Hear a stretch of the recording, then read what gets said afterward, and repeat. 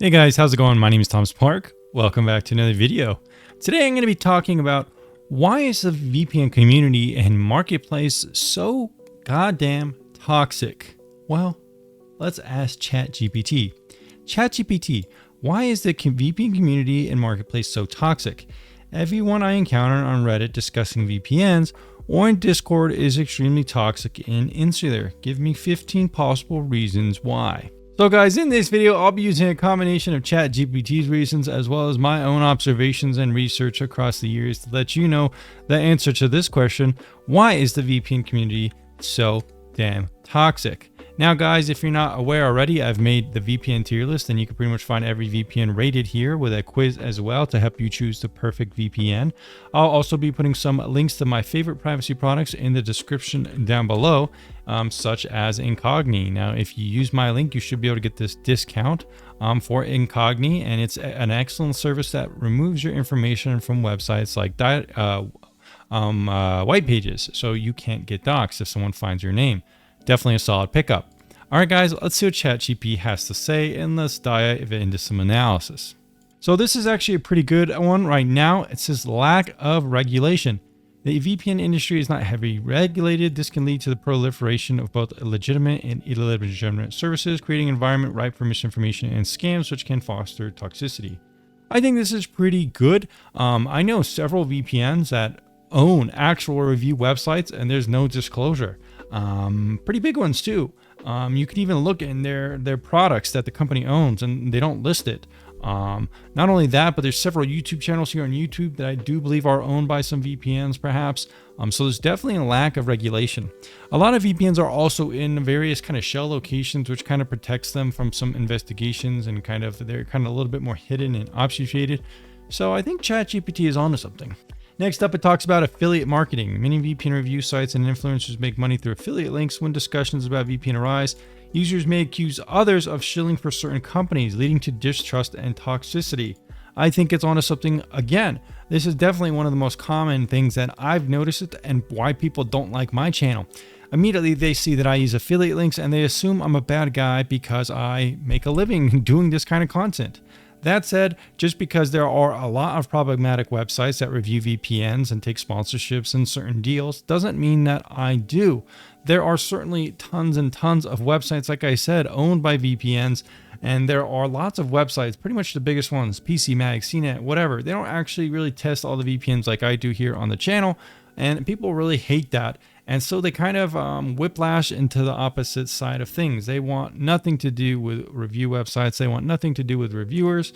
And they only trust themselves or random accounts on Reddit that tell them which VPN to use, I guess. Another thing ChatGPT says is there are privacy concerns. And that's definitely something that is true. Lots of people in the community are very, very concerned about privacy. So when a certain VPN has an issue or a leak, it can cause people to immediately stop using that VPN, move to a different VPN and start attacking that VPN.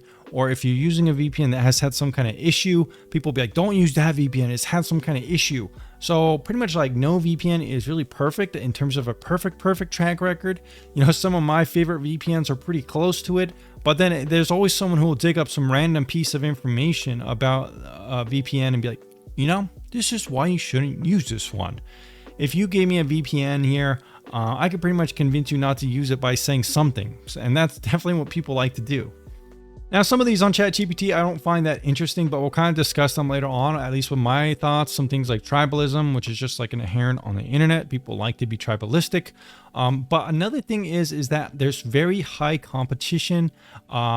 VPNs often have a habit of overpromising and under-delivering. Pretty much every VPN claims it's like the fastest one, but not all of them are. And some people do have frustrations with technical issues. So I do think ChatGPT had some stuff. Maybe the first couple things were more interesting than the other ones. But now let's kind of talk more about what I have personally observed. And I think one of the main reasons why the VPN community is so toxic is because I believe that fundamentally VPNs are pretty simple things. They all pretty much do the same thing.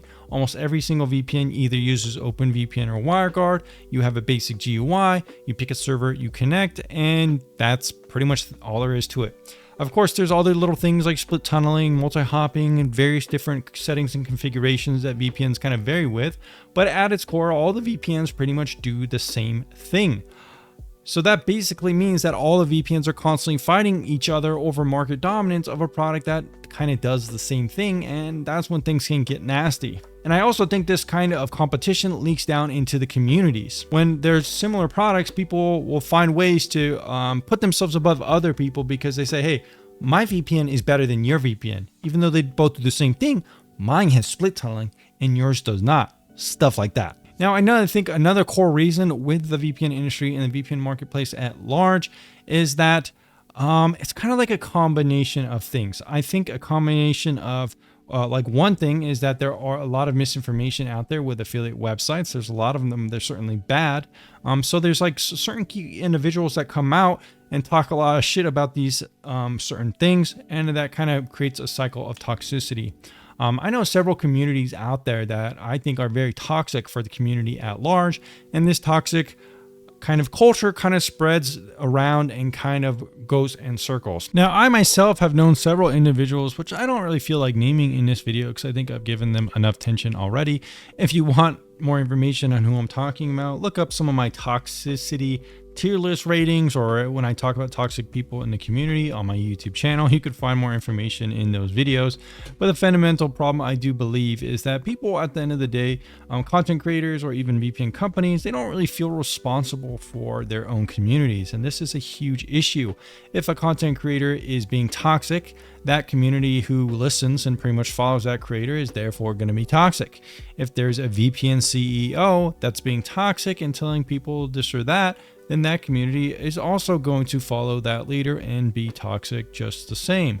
And this is one of the key problems in the VPN communities that kind of has created a certain level of toxicity. I've seen it from pretty much some of the biggest communities out there. And like I said, I don't really feel like naming them in this video, but again, it's a huge problem. And if there's some toxicity that you're reading, chances are it's come from some of these key communities. I think another really big reason why people are so toxic when it comes to VPN is that they have a sunken cost fallacy. When you buy a product for around 3 years and you're kind of stuck with it, and someone tells you chose the wrong one, chances are that person is going to be very defensive and kind of try to rationalize their purchase, and they're not going to want to admit they're wrong. Additionally, a lot of people don't really try too many VPNs. They may try one or a couple VPNs and kind of settle on that and not want to try any more. And I don't really blame them. But that said, VPNs are very kind of nuanced. While they all do the same thing, there are specific things different between all of them, and you can't really know which one is the best unless you've tried them all. And in fact, besides for myself with data and videos to back it up, I don't know anyone who's pretty much reviewed all the VPNs and tested them like myself. So when someone comes at me and says that I'm a shill or I'm an affiliate or something like that, and they really only ever use one VPN, I don't really take them that seriously, and neither should you. So at the end of the day, the VPN marketplace is very toxic and competitive. It's a combination of VPNs themselves being very competitive and toxic with each other, and this kind of community and ideas kind of leak down into their own communities. But it's also the affiliate industry being so large and corrupt and having many bad actors, which means that a lot of people who, which makes a lot of people not like affiliates and not like anyone else, and it makes them kind of more locked into their decision, which is oftentimes due to sunken costs fallacy. There's also a number of bad actors out there spreading kind of tribalism and toxic culture, and I've outlined some of those in this video too. Anyways, guys, those are just my thoughts and opinions, and I hope I'll see you again very soon.